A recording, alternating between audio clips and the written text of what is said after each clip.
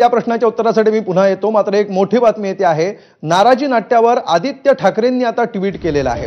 त्यामुळे आदित्य ठाकरेंनी या नाराजी नाट्यावर भाष्य केलेलं आहे आणि विरोधक या सगळ्या नाराजी नाट्याकडे कसे पाहतायत, विशेषतः ठाकरेंची शिवसेना या नाराजी नाट्याकडे कशी पाहते हे बघणं फार महत्त्वाचं असणार आहे। त्यामुळे एकीकडे उदय सामंत हे रवींद्र चव्हाणांच्या भेटीला पोहोचलेले आहेत आणि याला म्हणतात चोर मचाई शोर असं ट्विट केलेलं आहे आदित्य ठाकरे यांनी।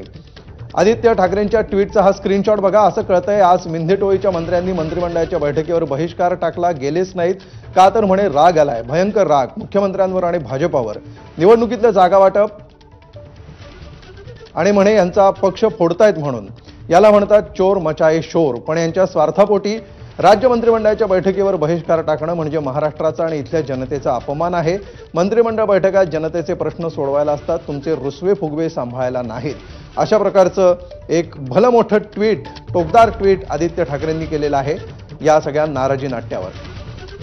आणि जाहीरपणे अक्षय, आत्ता आपण ज्या विषयावर बोलत होतो की आता ह्या सगळ्या नाराजी नाट्याच्या पार्श्वभूमीवर पुढच्या सगळ्या घटना घडणार आहेत, विरोधकांना स्कोप मिळणार आहे, विरोधकांना मुद्दे मिळणार आहेत या मुद्द्यावरून टीका करण्यासाठी। त्यामुळे जे बंद दाराड जी नाराजी दूर केली जायची ती आता जाहीरपणे चव्हाट्यावर आल्याचं दिसतंय, चव्हाट्यावर आलेली आहे।